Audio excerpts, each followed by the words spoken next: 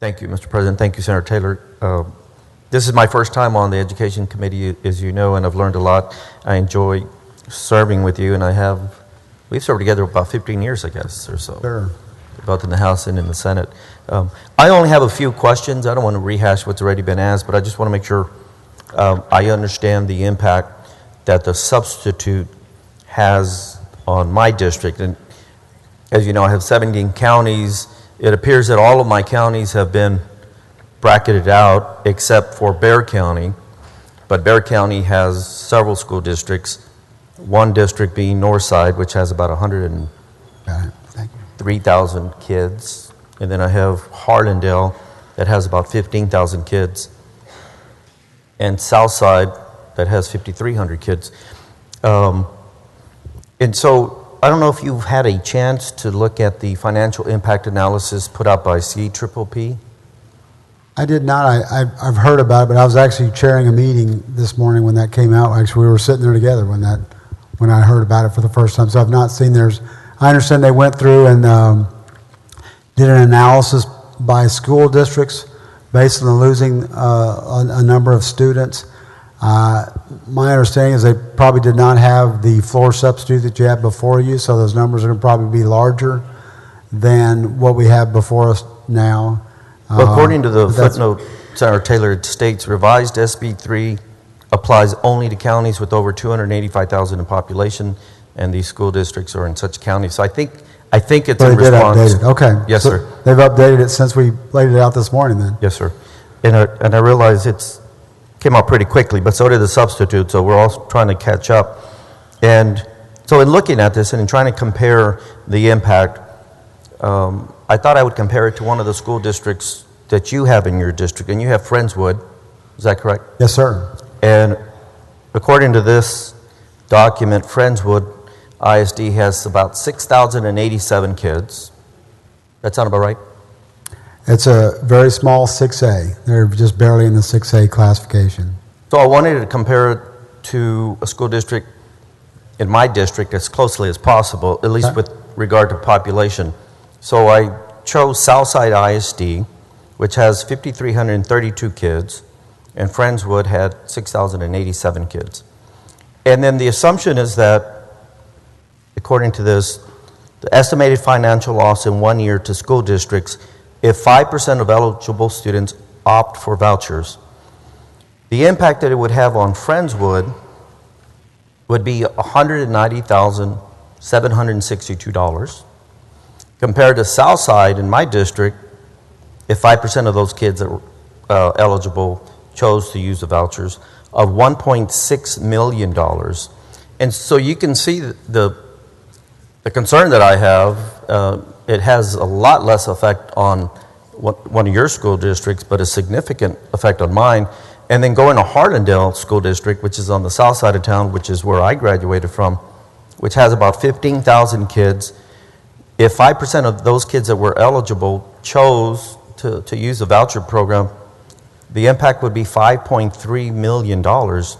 And then lastly, because it's worth noting, because Northside is the largest district in Bexar County, they have 103,000 kids.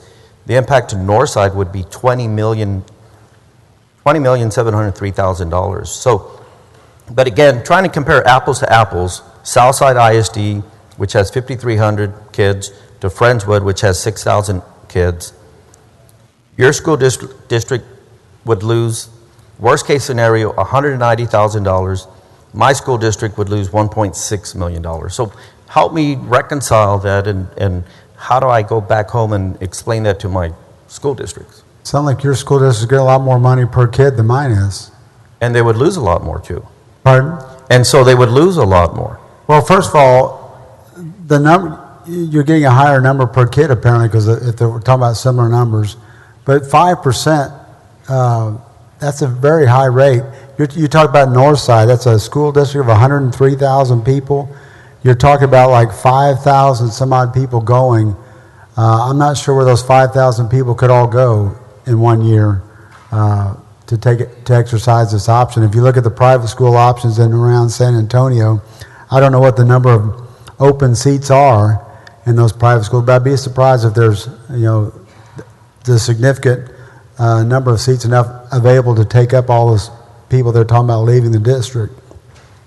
And once again, I think most of these kids, and I talk about Friendswood, these kids and their parents are very excited about their educational opportunities and all the other things that go on in Friendswood.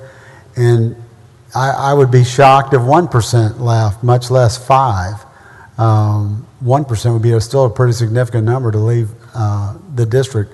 I just don't think you're going to see that kind of people taking up this option because they're very happy with where they are. So we can talk about numbers like that, but does that also include the fact they got to keep money for a year? It does. Okay. Yeah, they've calculated that. Okay. It's one of the footnotes. Yeah, I'm sorry, I just haven't seen it, but I think if you talk about a takeout ratio like that, it's pretty high considering how long it's taken Florida to get to 5% or 4%. Well, if we were to extrapolate from those numbers, and also San Antonio is also growing, is it not? Yes, it is. One of the fastest growing areas in the state, is it not? Yes, it is. So if we're adding 80,000 students in this state, and you're one of the fastest growing areas in this state, I bet you're taking in more students than you would lose in that 5%. In close to it. Northside certainly is growing, and that's part of the problem. Therein lies part of the problem because they're growing so quickly. To take a $20 million hit in 1 year would be significant. That's what I'm saying. I don't think they would take the hit because they've got kids coming in. As the kids coming in, they're added to their WADA as well. And through the formula funding, they're getting that money as well. So I think you're going to have a pretty large offset of inflow and a smaller number of people actually going and exercising their option. I mean, we are very blessed to live in the state we live in, that we have this economic environment where people want to come here. They see opportunity. And so we have a large number of people moving here, but at the same time, we have a high percentage of people with low income. And we've got to turn that around, or we're not going to be the state tomorrow that we are today. So that's one of my passions for education. We have the opportunity and responsibility to make sure that we educate these kids all over. And I'm doing everything I can to help those school districts within your district. You're right there with us working on education committee to make sure that happens. We've got to do that. That's our challenge. We have to meet it. And I don't agree with you at all, Senator Taylor. But don't agree with me at all? I beg your pardon. I don't disagree with you on that point, is what I meant to say. Thank you. But as I've said before, there are unintended consequences. I have the third largest district in Texas, 35,000 square miles. I have 51 school districts. I also have the third poorest district in Texas as well. So the things that you're talking about, I absolutely agree with you on, but I have to be concerned if, again, we just go back and compare apples to apples, Friendswood to Southside, your school district's going to lose 190,000, and my school district is going to lose 1.6 million, assuming all 5%, but even if it's 1%, all you have to do is the math. You only lose $19,000, and I lose $164,000. So that's the concern that I have, and so I hope as you move forward with this bill, that, and I'm sure other members start looking at the numbers and how it affects their districts as well, we'll be able to work on that together. I understand. Thank you for your question. Thank you, Senator Taylor.